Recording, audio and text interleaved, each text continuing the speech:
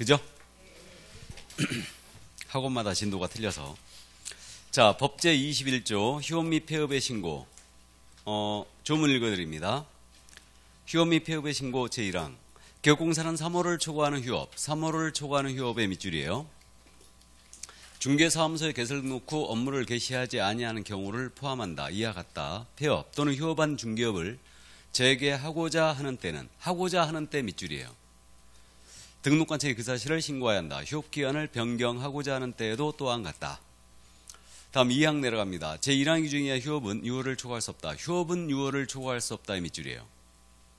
다만 질병으로 인해 요양 등 대통령령으로 정하는 부득이한 사유가 있는 경우는 그러하지 아니하다. 3항 내려갑니다. 제1항 규정이야 신고의 절차 등에 따라 필요한 사항은 대통령령으로 정한다. 자, 갑니다. 휴업 및 폐업. 중개사무소를 쉬는 게 휴업이고요. 문을 닫아버리는 게 폐업입니다. 자, 그러면 우리 기업공사가 3월을 초과하는 휴업을 하고자 하는 때는 그랬어요. 그러니까 3월을 초과하는 휴업을 할 때입니다. 할 때는 이때는 등록증 반납해야 돼요. 등록증을 첨부하여 등록관청에 미리 신고하시고 휴업 들어가셔야 됩니다. 그러면 이거 휴업을 할 경우에는 미리 신고하라고 했으니까 이거 사전 신고가 분명히 맞죠? 자, 그래서 사전 신고라는 점 이래야 됩니다. 그러면 3월을 초과하는 휴업을 한 때에는 등록관청에 신고해야 한다. 틀렸어요? 할 때는이에요. 니은과 리을의 차이입니다. 한국의 우리 국어의 오묘함. 자, 그래서 일단 봐두시고요. 3월을 초과하는 휴업할 때 신고할 의무가 있으니까 2달을 쉽니다. 그냥 쉬어도 되죠. 그러면 정확히 딱 3달을 쉬는 거예요. 3개월을. 이때는 휴업 신고 의무 있어요, 없어요? 없죠? 초과니까. 초과하고 이하의 차이를 아시죠? 예를 들어서 3월 초과하는 휴업을 할 때만 신고할 의무가 있는 거예요. 그러니까 딱 3달을 쉰다. 신고할 의무가 없습니다. 자, 그 다음 이제 가로 속에 뭐라고 그랬냐면 중개사무소 개설 등록 후 업무를 개시하지 않은 경우에도 또한 같다 그랬어요. 이 얘기는 중개사무소에 개설 등록을 했잖아요. 등록 통지를 받은 거예요. 받았는데 3월이 넘도록 업무를 개시하지 않습니다. 그러면 이때는 휴업 신고 들어오시라는 얘기예요. 그래서 내가 등록 통지를 받았는데 만약에 교통사고가 났어요. 그래갖고 4개월 입원하게 된 거예요. 그럼 미리 휴업 신고하셔야 됩니다. 미리. 자, 그래서 이제 그 정도 이해 두시고. 자, 그 다음에 휴업은 몇 개월 초과할 수 없다고요? 6개월을 초과할 수 없다. 그래서 6월을 초과하는 휴업이 안 됩니다. 다만 부득이한 사유가 있는 때는 그러하지 아니하다. 그래서 이 부득이한 사유 생각보다 이거 잘 물어보는데 질병으로 인한 요양, 징집으로 인한 입영, 취약, 그 밖에 이에 준하는 사유가 있어요. 그럼 이때는 6월을 초과하는 휴업이 되고요. 이때는 최장 기한의 제한도 없습니다. 그래서 이런 부득이한 사유가 있다면 최장 기한이 없이 휴업 얼마든지 들어갈 수 있어요. 근데 거꾸로 이런 사유가 없다면 절대 6월을 초과하는 휴업이 안 됩니다. 근데 생각을 해보면요. 질병, 징집, 취약. 아무 생각이 없는 겁니다, 이거. 다른 법에 있는 내용 그대로 이제 베껴 쓴 건데 이게 만약에 7개월 아파요. 그러면 휴업 신고해놓고 7개월 휴업할 수 있다는 얘기죠. 7개월 입원해야 된다면, 그죠? 나 같으면 폐업 신고하겠다. 그죠? 또, 징집. 지금 우리 군대 20개월인가요? 이제? 나 같으면 18개월로 갔어요? 19개월? 아드님이 19개월 갔습니까? 그래요? 줄었네? 우리 때는 26개월이었어요. 대학 1, 2학년 때 이제 문무대 갔다 오고 이제 전방 입소하고 하면 3개월 면제 받았는데 어쨌든 3개월 줄여줬는데 징집 나 같으면 폐업 신고하겠다. 그죠? 또 취약 대학 가십니다. 나 같으면 폐업 신고해놓고 가겠다. 휴업 기간에도 사무소 유지해야 됩니다. 임차로 계속 발생되죠. 그러니까 어쨌든 아무 생각이 없는 거예요. 저거 중개인 때문에 저 규정을 뒀을까? 자. 중개인 좋아요. 7개월 입원해야 된대요. 그러면 중개인을 한번 폐업을 해버리면 다시는 중개인으로 등록할 수 있을까요? 없을까요? 없어요. 중개인은 더 이상 탄생이 안 된다고 그랬잖아요. 중개인은 더 이상 탄생이 안 되지 않습니까? 그래서 이제 중개인으로 폐업 신고해버리면 다시는 중개인으로 등록이 안 되는 거예요. 자격증 따와야 되죠.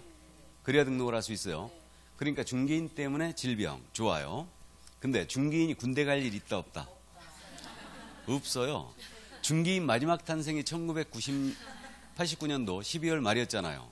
그러니까 이제 그 90년부터는 이제 중개인 탄생 안 됐는데 그때 막 중개인이 됐다 하더라도 그때는 20살이었으니까 미성년 벗어나야 되니까 지금은 19살로 내렸지만 그럼 얻는 계산해도 지금 49이죠? 49. 병역법에 따르면 40은 넘으면 군대는 절대 안 갑니다.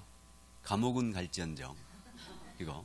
그래서 이제 지금 38세가 기준이죠? 38세를 넘으면 군대 안 갑니다. 일단. 그래서 유승준이가 그랬던 거 아니에요. 그 승준이가 그래갖고 걔가 중학교 때 건너갔다 그러죠? 중학교 때 건너가갖고 그쪽을 취득했죠. 그래가지고 국내에서 이제 활동을 하면서 군대 가겠다고 큰 소리 빵빵 쳤던 거 아닙니까? 이게. 그것도 이제 공익요원이었어요, 원래. 그랬습니다. 그래갖고 병무청에서 그때 일본 공연 때문에 이거 내보내준다고 허가를 해달라고 그러니까 병무청에서 그러면 갔다가 와서 입영을 해라 하고 허가를 해준 거예요. 나가는 거. 근데 걔가 일본 가서 공연하고요. 국내로 들어온 게 아니고 미국으로 와버렸지. 미국으로. 그래갖고 우리 국적을 포기해버린 거예요. 포기해버린 겁니다. 그래가지고 결국은 지금 못 들어오고 있잖아요.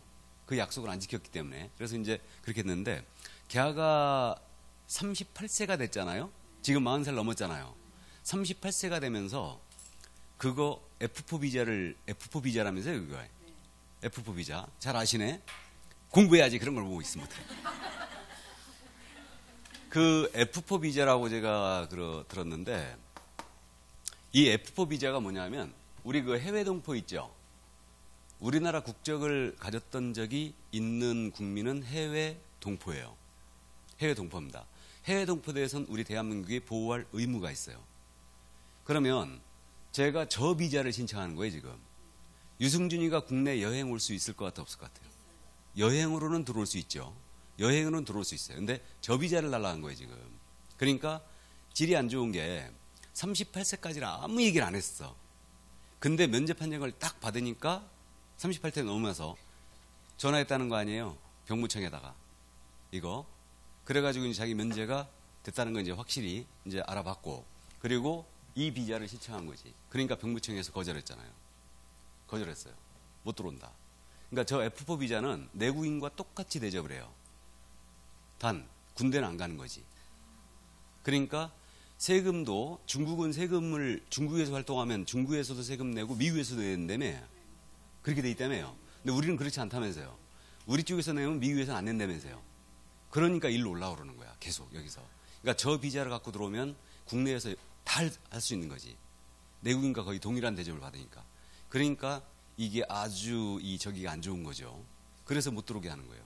그래갖고 이제 대법원에서는 지금 현재 소송을 그 결과를 기다리고 있는데 어쨌든 그 병역에 대해서 전화로 통지했다며요. 문서로 통지해야 되는데 절차상 하자가 있다 그래갖고 지금 이번에 판결이 다시 파기환송됐잖아요, 지금. 그래갖고 어쨌든 징집 중개인 갈 일이 있어요, 없어요? 없어요. 오늘 아침 그 인터넷 뉴스에도 그거 나왔대. 야가 18살에 외국 국적 취득했어요. 우리 국적을 버렸지. 그럼 18살부터 우리 군대 가야 되거든. 병역 의무가 발생이 되는데 야가 38이 넘은 거야 또. 그러면서 국적 회복 신청을 한 거예요. 국적 회복 신청을 다시. 그러니까 거절했지. 국적 회복 안 된다. 회복 신청을 하니까 거절해버리니까 법원에 이제 행정소송을 제기한 거 아니에요? 법원에서도 그거는 아주 질이 안 좋다. 해갖고 그 판단 맞다. 라고 해갖고 패소했어요, 역시. 이게. 그러니까 병역 의무에 대해서 그러니까요, 참 이게 저 위에 계신 양반들은 군대 많이 안 가죠? 그죠? 장관들 후보자들 나오면 군대 안 간 아들들 엄청 많아요. 그러니까 이제 이 형평성에 문제가 있는 거예요, 이게. 그러니까 이게 참 우리가 후진국이라는 게 선진국 무슨 개뿔 선진국이야. 이게 그 유럽 같은 데서는 세금 있잖아요. 장관 후보자로 나왔는데 공직 후보자로 나왔는데 세금이 단 한 피락도 실수락도 안 낸 게 있다. 바로 탈락이래 그냥 바로. 근데 우리는 세금 안 낸 건 고사하고 위장 전입에다가 애 군대 안 가고 참 좋은 나라야. 좋은 나라입니다. 자, 그래서 어쨌든 징집 이런 사유가 있으면 6월을 초과하는 휴업이 됩니다. 취약 이런 사유가 있어도 역시 휴업 신고, 유월을 초과하는 휴업이 됩니다. 이게 아침서부터 우울한 얘기해서.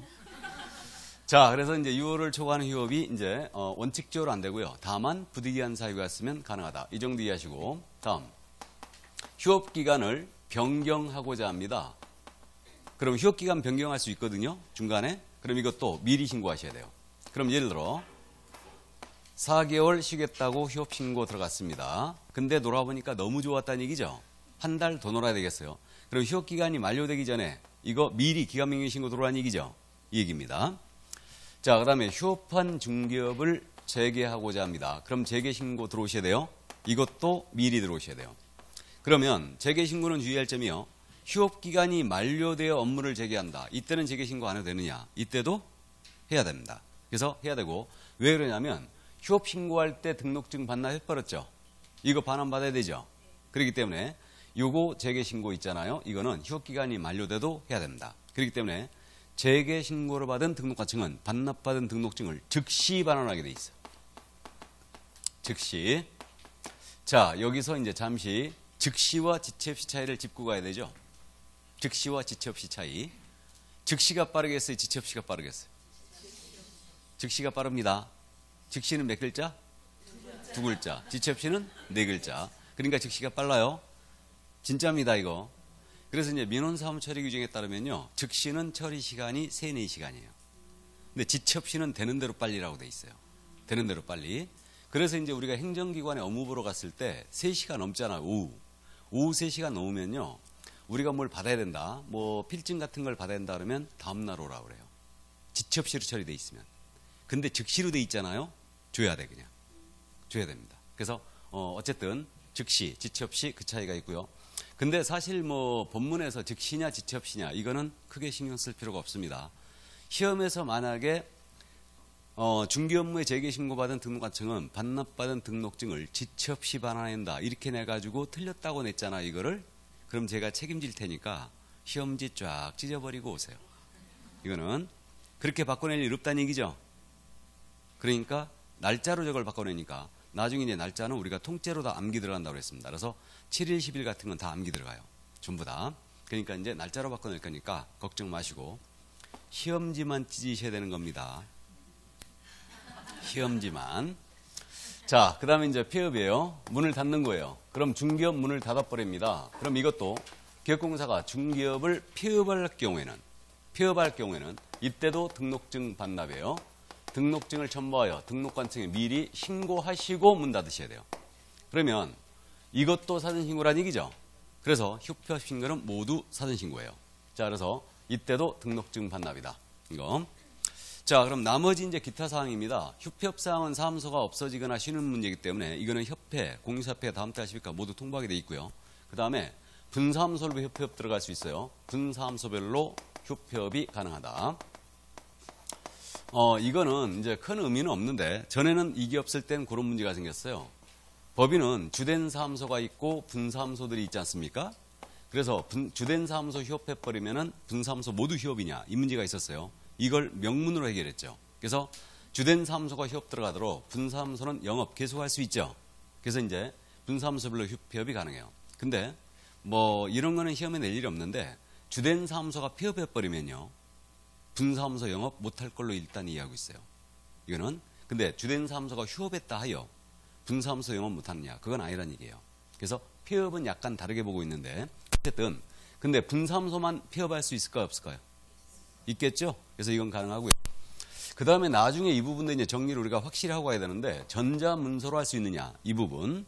그래서 전자문서로 할 수 있느냐 이 문제인데 휴폐업 신고 자체는 등록증 반납해야 되죠. 그럼 전자문서로 할 수 없어요. 이거는. 근데 휴업기간 변경 신고와 업무 재개 신고 있죠. 업무 재개 신고는 전자문서로 할 수 있습니다. 이거 생각보다 잘 물어봅니다. 그래서 나중에 이제 정리를 확실히 해드릴 거예요. 그래서 휴폐업 신고는 등록증을 첨부해야 되기 때문에 전자문서 신고할 수 없습니다. 그래서 이 정도 감만 잡아두시고 그러면 기간 변경 신고와 업무 재개 신고는 전자문서 된다는 얘기죠.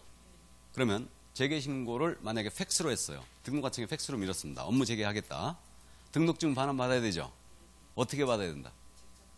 직접 가거나 오토바이로 번호 달라고 그래야 되죠. 예, 그래서 업무 재개 신고 전자문서 됩니다.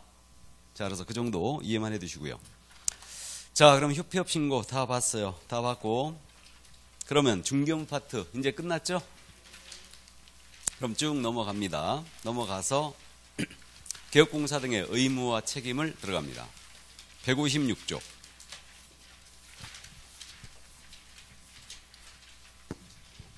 자, 156조. 개업공사의 기본 윤리에 관한 의무가 실려 있네요. 그래서 여기서부터 이제 또 우리가 본격적으로 지금 우리 개공들의 의무를 따져보는 겁니다. 법 제29조 제1항 조문 읽어드립니다. 개업공사 등의 기본 윤리 1항 개업 공인인계사 및 소속 공인인계사는 밑줄이에요. 개업공사 및 소속공사 밑줄이고요. 전문 직업인으로서의 품위를 유지하고 품위를 유지의 밑줄이고 신의 성실로서 공정하게 중개 관련 업무를 수행하여야 한다. 공정하게 중개 관련 업무를 수행 여기도 밑줄이에요. 자, 그래서 두 가지 의무가 명시가 되어 있고요. 다음 2항 내려갑니다. 개업공사 등은 등이란 말 또 나왔죠. 예, 등이란 말의 동그라미요. 이 법 및 다른 법률에 특별한 규정이 있는 경우를 제외하고는 그 업무상 알게 된 비밀을 누설해서는 아니 된다. 개업공사 등이 그 업무를 떠난 후에도 또한 같다. 자, 갑니다. 이제 개업공사 등의 의무로 들어왔는데요. 개공 등의 의무로서 가장 먼저 기본 윤리에 관한 의무가 나왔어요. 그래서 두 가지 의무가 지금 29조 1항에 명시가 되어 있는데 먼저 전문 직업인으로서의 품위를 유지하고 신의 성실로서 공정하게 중개 행위를 해야 한다라고 했어요. 그럼 지금 이 의무는 법문에 지금 개업 공인인계사 및 소속 공인인계사는 이렇게 출발했죠. 그러면 개공과 소공사는 품위 지키고 신의 성실로서 공정하게 중개 행위 하라는 얘기입니다. 그럼 거꾸로 해석하면 중개 보조는 품위 지킬 의무가 있다 없다? 없다. 신의 성실로 공정하게 중개할 일도 없어요. 그래서 개공과 소공이 이 의무를 부담하고요. 우리 법이 소공은 확실하게 전문 직업이라는 걸 명시하고 있는 거예요. 지금 소공은 전문 직업이기 때문에 품위도 지키고 신의 성실로 공정중개하라. 여기까지예요. 자, 그럼 우리가 이해할 점은 일단 여기까지 이해해 두시면 되는데 그러면 전문 직업인으로서의 품위가 뭘까? 이 품위는 전문 직업인으로서의 품격과 위엄을 얘기합니다. 일반적으로 상식 있는 태도를 얘기해요. 이게 바로 품위다. 이게. 근데 품위가 상당히 애매한 표현이죠. 그죠? 그럼 중개사무소 출근하면서 쓰리파 짝지 끌고 추리닝 입고 출근했어요. 품위 지킨 거다 안 지킨 거다? 안 지킨 걸로 봐야 되죠. 예, 그래서 요즘 뭐 출근하실 때 우리 개공들은 대부분 이제 단정하게 옷을 입고 여성분들은 정장을 많이 하죠. 많이 합니다. 그렇게 주로 이제 여성분들은 정장하고 남성분들은 이제 젊은 친구들은 네코타이 많이 매죠. 그리고 이제 출근합니다. 이렇게. 그래서 이제 어쨌든 우리는 전문 직업인으로서의 품위를 지켜야 된다. 공무원도 품위 지킬 의무가 있죠. 상당히 그런 얘기를 많이 하는데 어쨌든 그러면 우리가 품위를 안 지키면 우리 법상 처벌이 가능할까? 이 문제가 있어요. 처벌이 가능할까? 이게 품위 안 지키면 처벌할 수 있을 것 같아요? 없을 것 같아요? 없을 것 같아요? 품위가 상당히 애매한 표현이니까 그 나중에 이제 우리가 영업정지 사유, 즉 업무정지 사유를 공부하는데 업무정지 사유의 마지막 사유가 뭐냐면 그 밖에 이 법 또는 이 법에 따른 명령에 위반했을 때 업무정지가 가능한 걸로 돼 있어요. 그러면 우리 품위 지키라고 했죠. 품위 지키라고 했죠.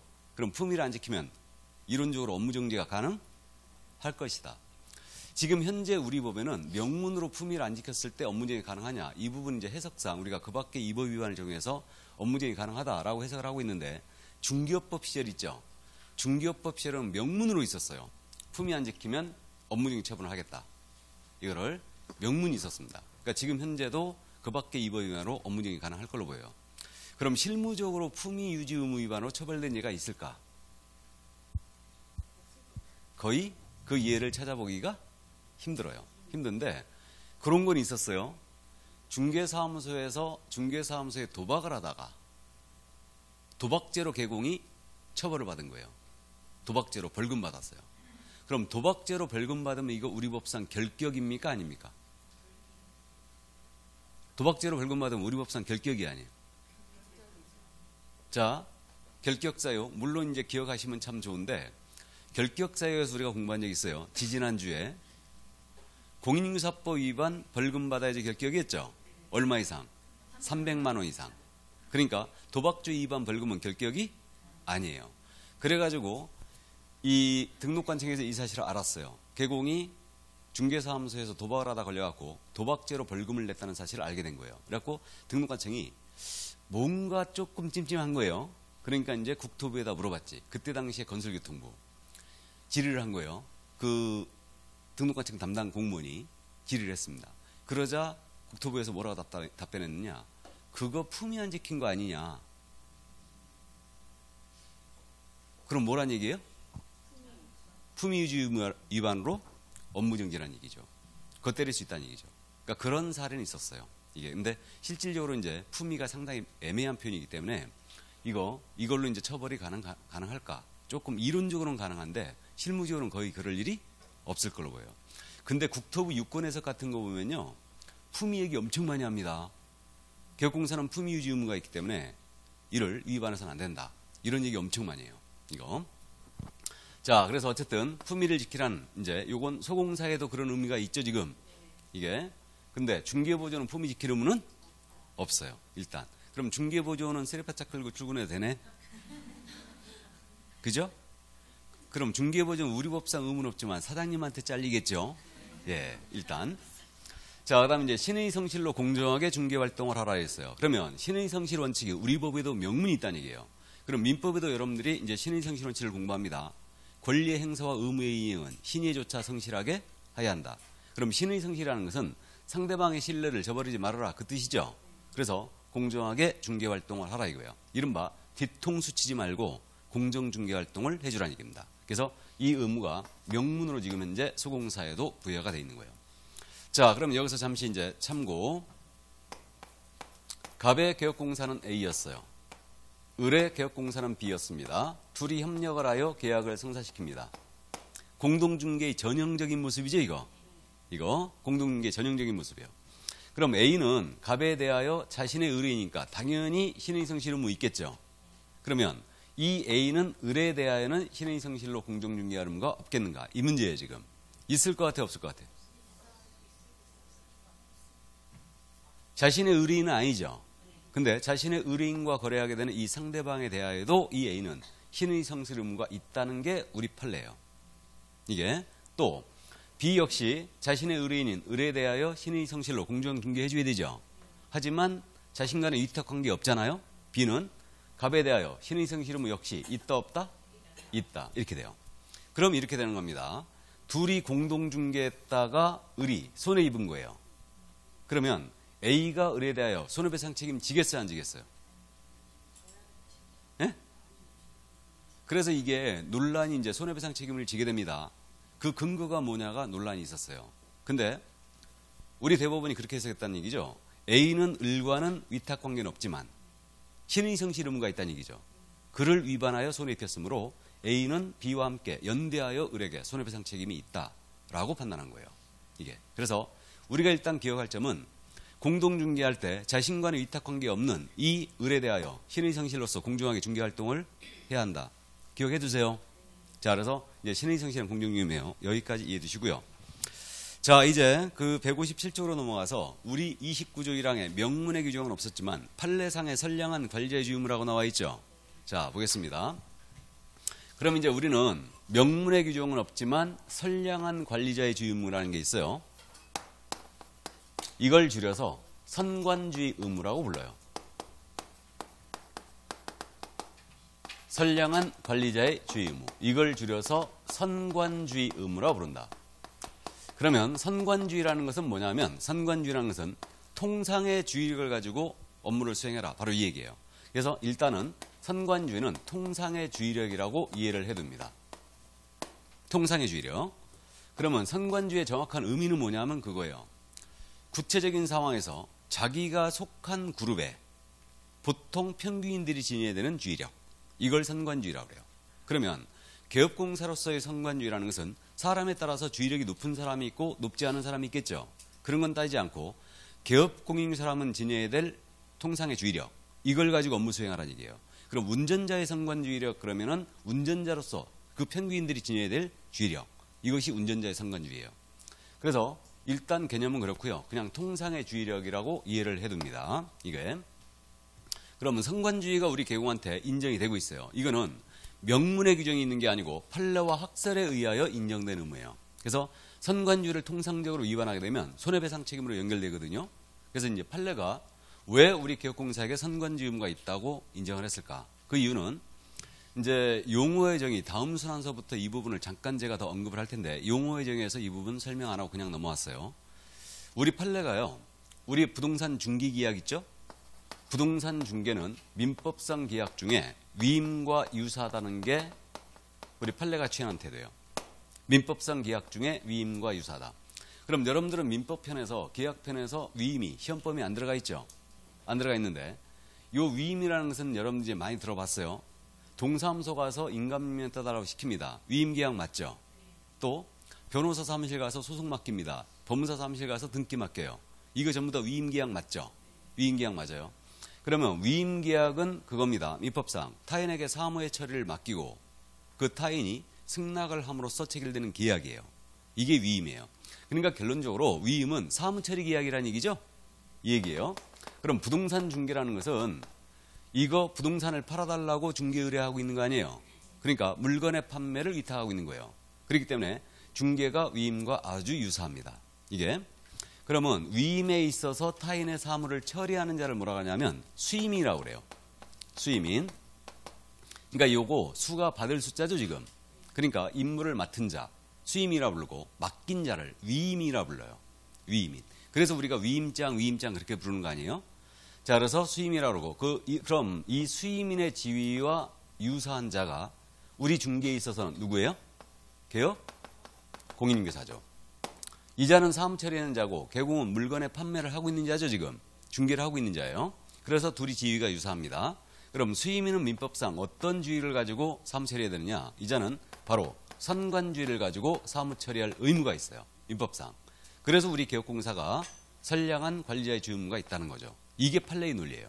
그래서 우리 판례는 부동산 중개계약은 민법상 계약 중에 위임과 유사다. 따라서 수임이 지는 선관주의 의무를 개공 역시도 부담한다라는 게 판례의 논리입니다.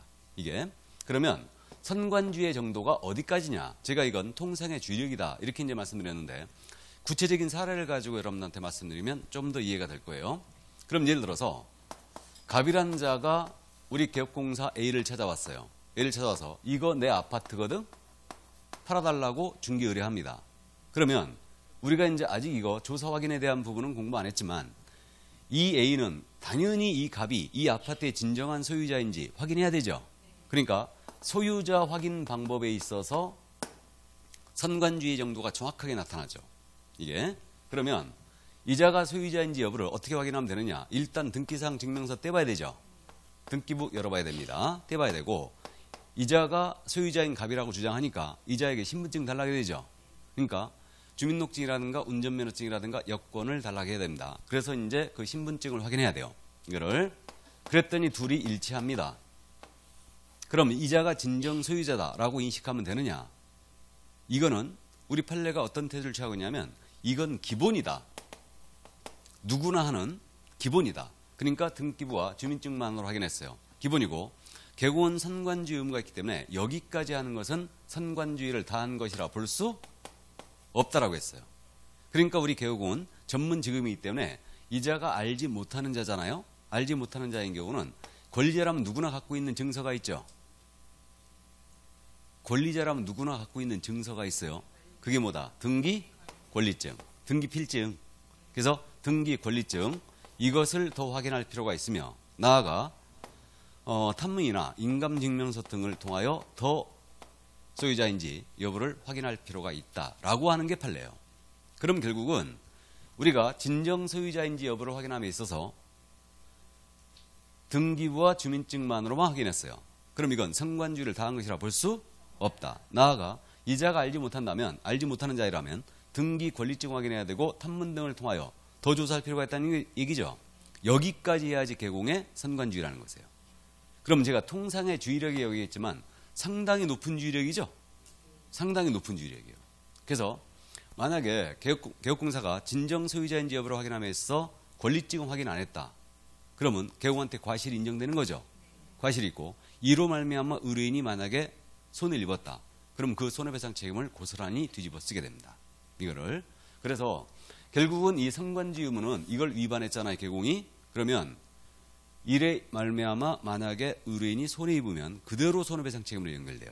그래서 이제 우리가 첫 순환이기 때문에 첫 순환은 제가 사기 사건 얘기를 많이 하거든요. 사기 사건 얘기를. 왜? 여러분들이 이제 공부 시작하는 단계이긴 하지만 알고는 있어야 되니까. 일단은. 그래서 이게 이제 등기 권리증 확인 안 하잖아요.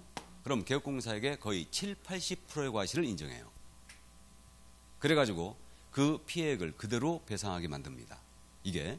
그러니까 실무적으로 매매 같은 거 중개할 때는요. 권리증 확인하는 게 진짜 중요해요. 이게. 근데 실무적으로 그렇지 않다는 거지. 거기에 지금 문제가 있는 거예요. 현재. 그래서 이제 사기 사례를 잠깐 소개를 하면 개포동 사기 사건. 이게 아주 그 개포동 아파트 사기 사건 이게 아주 떠들썩했었어요. 몇 년 전에. 그 개포동에 있는 이제 아파트 사기 사건이었는데 그게 매매가가 7억 6천이가 됐었어요.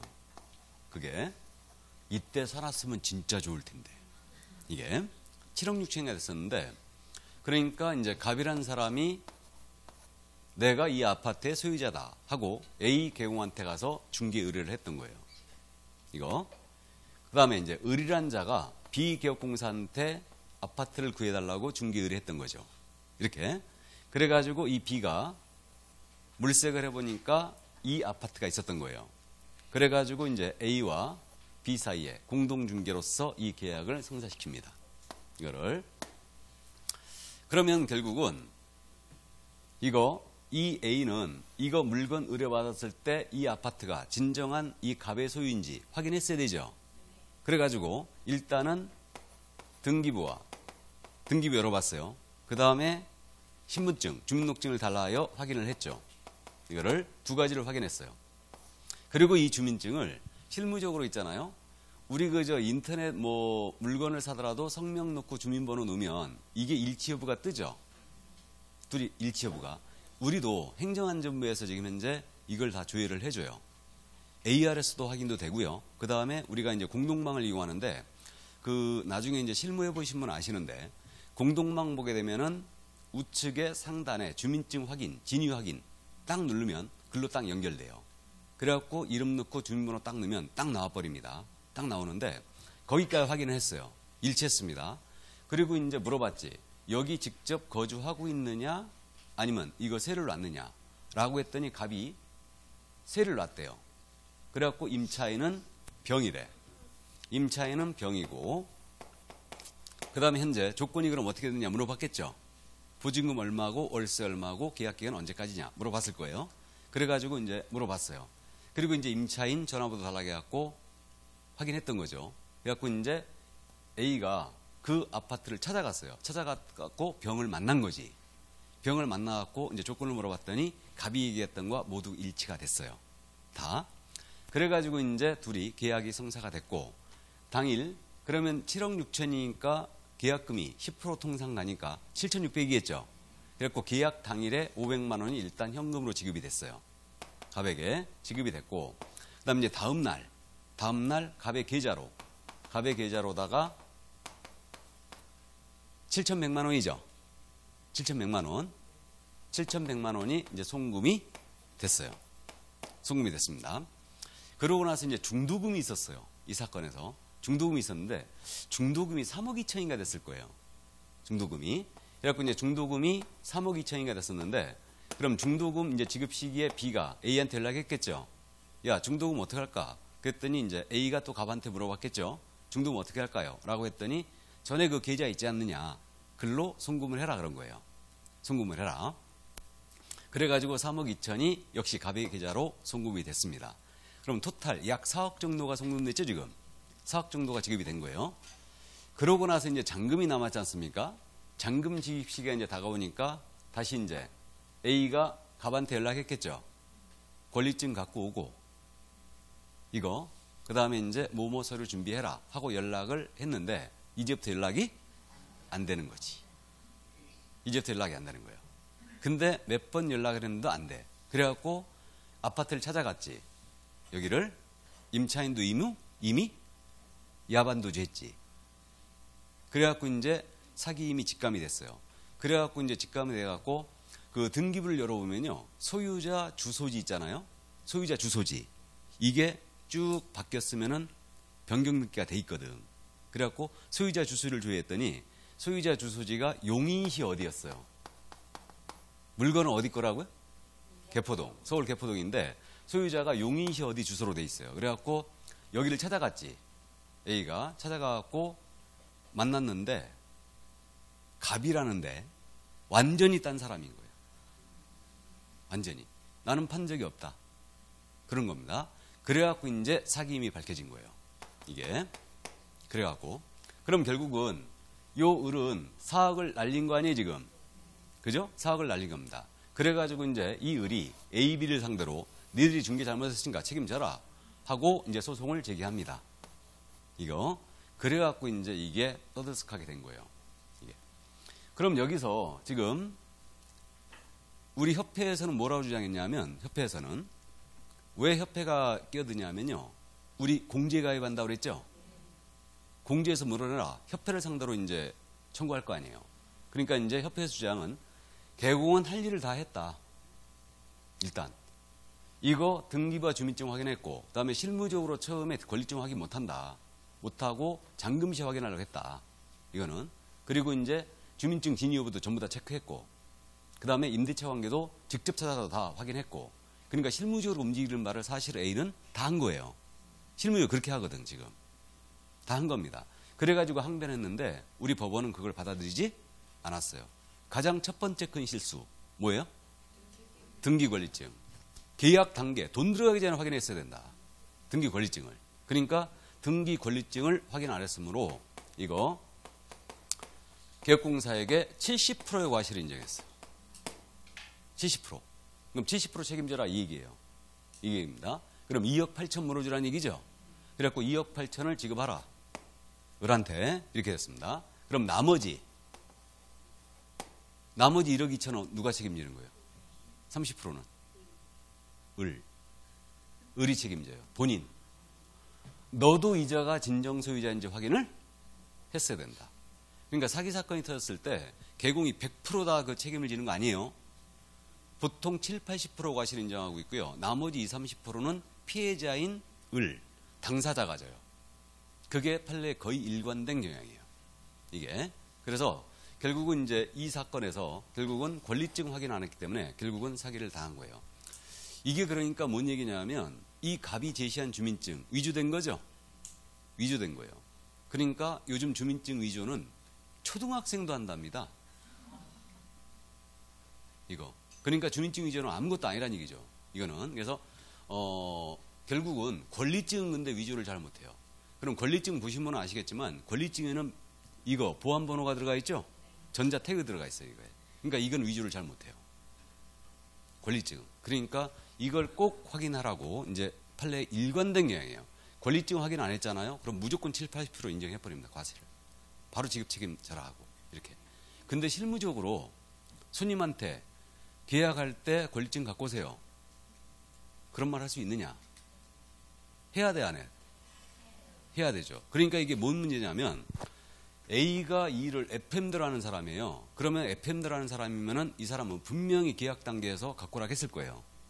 근데 여기는 슬렁슬렁 일하는 거예요. 손님 붙이는 데만 관심이 있는 거예요, 지금. 그러면 여기는 FM들이 일을 하는 겁니다. 그러면 A한테 얘기하죠. 직접 손님한테는 절대 못해요. 절대 못합니다. 그러니까 이제 B가 A한테 그러겠죠. 개공한테.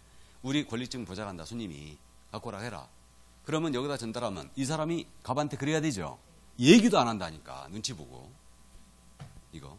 그러면 이제 사고 나는 거예요. 그럼 내가 책임을 면할 수 있느냐? 못 면해요. 못 면합니다. 이거. 근데 여기서 갖고 오라 했는데 만약에 사기 당했잖아. 그러면 둘이 이제 법정으로 가야지 또. 맞죠? 일단은 2억 8천에서 같이 책임을 지고 누가 지급하든 그러면 B가 지급했다. 그러면 결국은 B는 A를 상대로 소송해야지. 네가 잘못했으니까 금액을 물어내라 하고. 이게. 그러니까 그렇게 되는 거예요. 이게 그래서 어쨌든 권리증을 꼭 확인하라는 얘기 많이 들립니다. 그러니까 이제 그 실무적으로요. 돈 들어가기 전에 계약 단계에서 권리증을 꼭 확인해야 돼요. 명심하세요. 그리고 매매뿐만 아니고요. 임대차 같은 경우도 전세 같은 경우는 전세금이 한두 푼 아니잖아요, 이거. 전세금이 한두 푼 아니기 때문에 권리증을 꼭 보셔야 됩니다. 갖고라 해야 돼요. 근데 손님들이 또 권리증 갖고라 하면 뭐라고 얘기하게요? 주로 나오는 말, 답변이. 없다는 말보다는 어디다 두었는지 모른다. 맞죠? 그래도 갖고라 해야 됩니다. 찾아서 갖고라 해야 돼요. 확인해야 된다고. 그러니까 이제 전세, 이거 이제 한두 푼이 아니기 때문에 이것도 꼭 확인해야 돼요. 그러니까 계약 단계에서는 돈 들어가기 전에 미리 다 확인해야 돼요. 다 확인해야 됩니다. 물론 이제 요즘 실무적으로는 가계약금이라는 거 있죠? 계약 체결 전에 물건 잡아놓는다 의미로 뭐 200, 300, 500 이렇게 쏘잖아요, 먼저. 그리고 이제 본계약서 쓰지 않습니까? 이제 그런데 그 2, 300 정도는 좋아요. 그 정도. 근데 이제 계약 체결 때는 반드시 갖고라 해야 됩니다. 꼭 갖고라 해야 돼요. 꼭 확인해야 됩니다. 이게. 근데 이제 아는 사람이라면 꼭 그럴 필요가 없죠. 예를 들어서 내가 아파트를 사준 사람이야. 그러면 상관없잖아요, 이거는. 알고 있으니까. 근데 모르는 사람이다. 그럼 반드시 확인해야 됩니다. 그래서 실무적으로 이걸 꼭 지키라는데 좋은 게 좋다고. 손님 다른 데 갈까봐. 응? 그럼 손님들이 또 그러거든. 아, 다른 중개업소 거래할 때는 그런 거 보자가지도 않더니 여기만 왜 이렇게 까칠하게 하냐고. 근데요, 그렇게 했잖아요. 그래도 손님이 나중에 돌아서서 갈 때는 승률은 낮지만 아, 이 중개업소가 진짜 FM들이 일을 하고 있구나. 신뢰를 하게 됩니다. 아셨죠? 그러니까 손님 눈치 보지 말고 그렇게 하라는 얘기예요. 그 뉴스에서 가끔 나오는데 이건 지금도 ING예요. 이 사기는. 그러니까 주인으로부터 월세 위임을 받았는데 전세 사기 치는 거. 많이 들어봤죠? 이 사기는 아주 전형적인 수법이에요. 그러니까 특히 오피스텔이라든가 그 원룸 같은 거 있죠? 대부분 월세잖아요. 대부분 월세인데 오피스텔은 전세 물건이 거의 없어요. 원룸도 그렇고. 거의 전세가 없습니다. 그러니까 어떻게 되냐면 주인으로부터 이걸 통째로 한 30실 정도를 위임을 받은 거야. 다. 근데 다 월세였지. 근데 이 사기꾼은 개공이죠. 이건 개공이 사기를 치는 거예요, 지금. 이거는. 그래가지고 개공이 사기를 치는 건데 전세로 놓는 거지, 이걸. 전세로. 그래서 이제 보증금 뭐 500에 뭐 50, 뭐 1000에 50 이렇게 된 건데 이걸 전세로다가 뭐 5000, 6000, 7000, 8000 이렇게 주는 거예요. 그래 놓고 이거 싹 받아가지고 해외 도주하는 거지.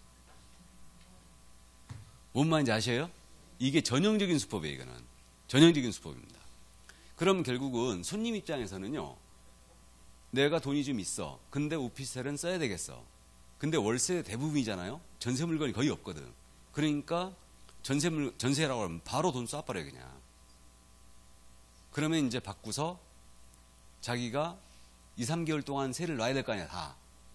전세를. 그러니까 월세를 주인한테는 자기가 쏴줘. 2, 3개월 동안 쏴줍니다. 그럼 주인은 모르죠, 지금. 주인은 몰라요. 그러니까 월세가 들어오니까 몰라. 근데 이제 3개월 지나서부터는 더 이상 월세가 안 들어오는 거지.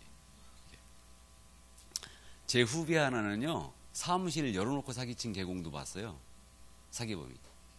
사무실. 걔 신혼 때, 걔는 신혼살림 시작하면서 사기를 당한 거지. 아주 그러니까 임차인들 사기치는 이 사기범들은 쳐주게. 임차인들 전 재산 날린 거예요, 그거. 그때 당시에 걔가 신혼살림 시작하면서 3천만 원이었죠. 이게. 그러니까 전세 3천만 원. 전세 3천만 원이었는데 이거 갖고 이제 시작을 한 거예요. 그래가지고 이제 나중에 와서 이제 나한테 상담을 하는데 분명히 그때 중개사무소에서 계약을 했대요. 중개사무소에서 계약을 했고 거기 사업자 등록지라든가 등록증을 다 확인했대. 그래갖고 이제 계약을 치면서 주인을 한 번도 못 봤대요. 주인을. 그러니까 이제 주인하고 근데 통화를 했대. 그 사무실에서.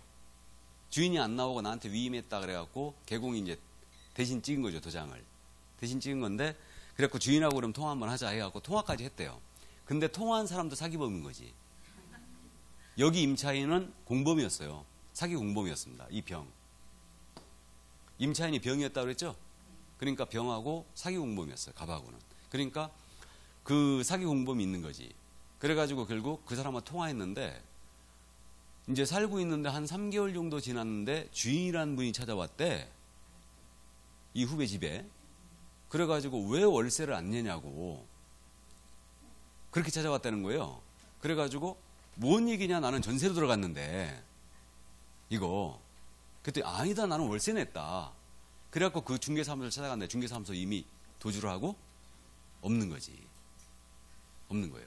그래갖고 결국은 야는 시작을 하면서 이걸 3천만 원 사기당한 거야 그냥. 그래가지고 이제 그 사정을 얘기하고 주인하고 합의를 봤어요. 주인하고. 그래갖고 그 일단은 1,000만 원 정도 더 구해갖고 보증금 1,000만 원을 주고 이거 월세로 하는 걸로.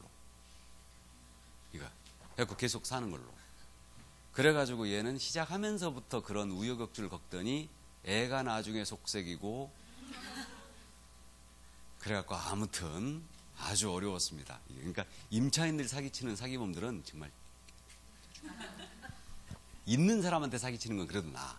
어? 그리고 이제 우리가 실무적으로 진짜 사기를 한번 당하잖아요. 사기를 한번 당하면 결국 중개업을 못하게 돼요. 못하게 됩니다. 그 충격에서 사람이 무서워지는 거지. 그러니까 못하게 되기 때문에 꼭 이런 처음에 시작할 때는 FM대로 가셔야 돼. 꼭 하라는 대로 해야 됩니다. 그러니까 문서 확인 사고 있잖아요. 문서 미확인 사고. 그러니까 우리가 봐야 될 서류들, 기본적으로 권리증 같은 거 봐야 되고 등기부 열어봐야 되고 돈 들어갈 때마다 열어봐야 되는데 어쨌든 이런 것들을 제대로 안 지키면요, 결국은 여러분들은 이제 사기를 당하게 되면 결국 중개업을 못하게 됩니다. 이게. 그래서 사기의 징후는 꼭 나타난다고 그래요. 꼭 나타나는데 개공이 좋은 게 좋은 거라고 무시를 해버리는 거지. 그러니까 일반적으로 우리가 이제 실무에서 사기의 징후라는 거는 그거예요. 그 전에는 휴일날 사기를 많이 쳤죠. 휴일날. 왜? 휴일날은 등기부를 열어볼 수가 없었으니까. 근데 지금 이게 돼요, 안 돼요? 안 됩니다, 지금은. 24시간 등기부 다 떼볼 수 있죠? 다 떼볼 수 있어요. 그러니까 이제 그런 것들은 요즘 휴일은 이제 그런 건 이제 가리지 않습니다. 그래서 문제가 이제 안 되는 거고. 이제 우리가 사기의 징후가 가장 많이 보이는 게 그게 뭐라고 하냐면 주로 이제 가격에 대한 부분. 가격. 예를 들어서 시세가 7억 가고 있는 거예요.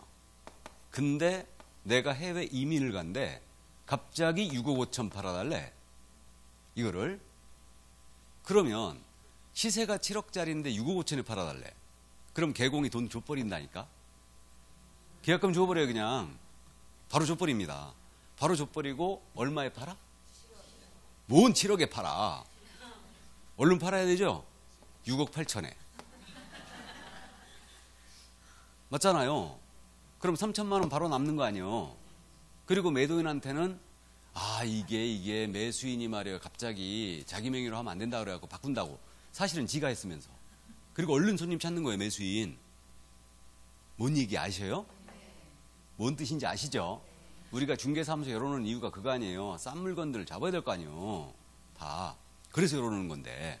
얼른 계약금 줘버리고 얼른 6억 8천에 팔아야지. 그럼 3천만 원 꽁돈 생기는 거 아니에요. 와이프한테 절대 얘기하지 말고. 그러니까 어쨌든 이 가격이 이제 시세보다 너무 저렴하다.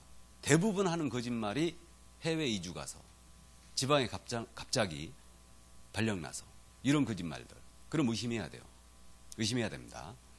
그리고 계약 단계에서 진행 과정에서 예를 들어서 수수료가 그럼 7억이다. 그럼 수수료가 7억이면 예를 들어서 뭐 수수료가 얼마까 지금 0.4%면 47, 28, 280만 원인가요? 280인데 500을 달라겠어. 금매니까 내가 빨리 붙일 테니까 500을 그럼 수수료를 달라. 근데 이제 보수를 500만 원 달라겠는데 초과잖아요 지금. 초과인데 뭐 그렇게 비싸냐고 빼는 척 하면서 오케이. 이상하죠? 이상하잖아 지금. 그것도 보수에 대해서 거의 2배를 달라는데 이상하잖아요. 또 계약 단계에서 그렇지 않아도 지금 싸게 내놨는데 매수인이 그러는 거예요. 또 매수인이 이거 내가 돈을 구하다 못 구해가지고 6억 4천에 합시다. 그런 것도 그렇지 않아도 시세가 7억인데 근데 빼는 척 하면서 안 된다고 막 우기면서 그러다가 오케이. 이상하죠? 이상해요 이게. 그러니까 이런 과정을 계속 무시해버리는 거예요. 개공이. 그러니까 사기의 징후가 계속 나타나는데 계속 무시해버리는 겁니다. 그러면 이제 된통 카운터를 맞는 거예요. 그러니까 의심해야 돼요. 상식적으로 이행되지 않으면 꼭 의심을 해야 됩니다. 그래서 저는 이제 실무 강의할 때 그 얘기 많이 해요. 여러분들이 촉을 믿어라. 촉. 중개업 하다 보면요, 느낌이 와요. 굉장히 찜찜한 거래가 있어요. 그거는 반드시 두들기면서 지나야 돼요. 그러니까 FM대로 해버려야 됩니다. 그러니까 찜찜하면 서류 확인 같은 거 철저히 해버리고요. 다시 한 번 가서 확인해야 돼. 절대 전에 들은 건 갖고 안 돼. 내 눈으로 직접 확인해야 돼. 다. 그래야 됩니다. 그래서 어쨌든 이제 이런 것들, 이게 이제 대표적인 사기의 징후들이에요. 특히 가격, 보수 이런 거에 대해서 이제 좀 상식적으로 진행되지 않는다. 그러면 이건 의심을 꼭 해야 됩니다. 이때는 뭔 말인지 아시죠? 이게 그럼 실무적으로 등기 권리증까지도 확인했는데 사기당하면 어떡할 거냐? 등기 권리증도 확인했는데 사기당하면 어떡할 거냐? 수원 투리 사기 사건 같은 경우는요, 권리증까지 확인했어요. 근데도 개공한테 70%가 실인정했습니다. 이거를 권리증도 위조하에 제시한 거예요. 그거. 근데 이제 수원 투리 사기 사건 같은 경우는 그 개공한테 그렇게 인정한 이유가 왜 그랬냐면, 일단은 개공이 확인을 다 했어요. 등기부 열어봤고 주민증 확인했고 등기 권리증 확인했는데, 여기까지 확인했는데 이게 다 위조된 문서였지. 위조 문서였는데 판례가 지적한 건 뭐였느냐?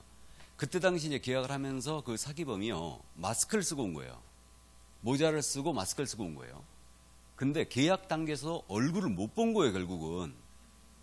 이거는 왜 그러냐면 독감이 아주 심하게 걸렸다고 해갖고 계약서 도장 찍는데도 마스크를 안 벗은 거예요. 모자를 쓰고. 근데 이거는 상식에서 일단 벗어났다. 아무리 독감에 걸렸어도 지금 이걸 매매하고 있는데 그 큰 돈이 왔다 갔다 하는데 이걸 갖다가 안 벗었다는 게 이해가 안 된다 이거예요. 거기 첫 번째. 그걸 지적했고요. 또 하나는 뭐였냐면 주민증을 확인했어요. 주민증을 다 확인했는데 주민증이 위조된 거였거든요. 근데 위조된 건 간파를 했어야 된다. 그게 이제 뭔 얘기냐면 그 주민록 그 발행 일자가 1990년, 91년인가?